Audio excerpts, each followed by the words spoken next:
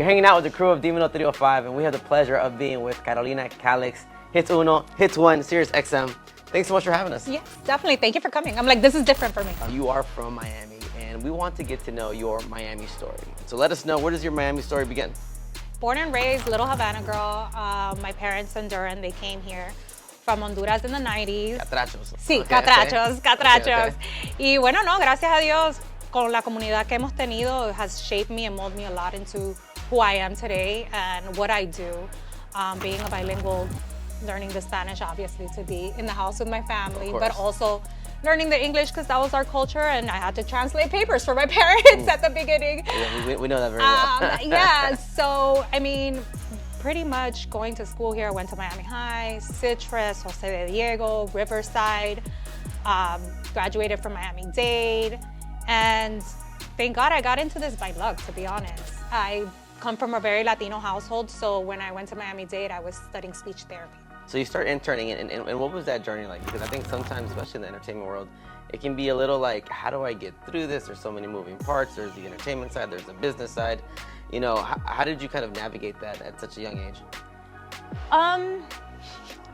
Wide-eyed and bushy-tailed. Wide-eyed and bushy-tailed. I honestly, so this was still before like social media exploded. People did not know like really what these personalities look like in the background. But I grew up listening to them.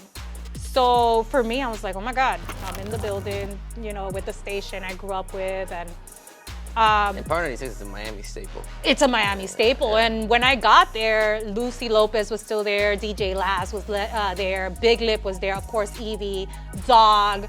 All of the big names that made Power 96 are still there.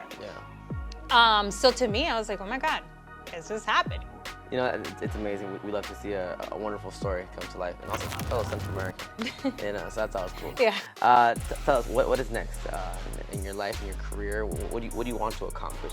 And especially in this world where now radio is also intertwining with social media, which is something that maybe your colleagues 15 years ago weren't really doing. No.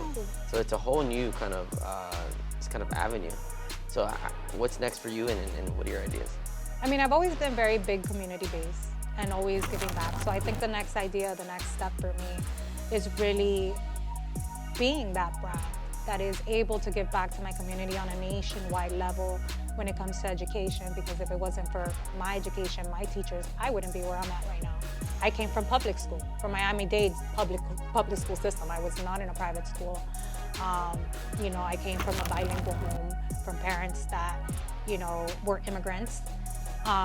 So finding a way to be able to give back, because the point of being here and representing is not for me, it's for my community.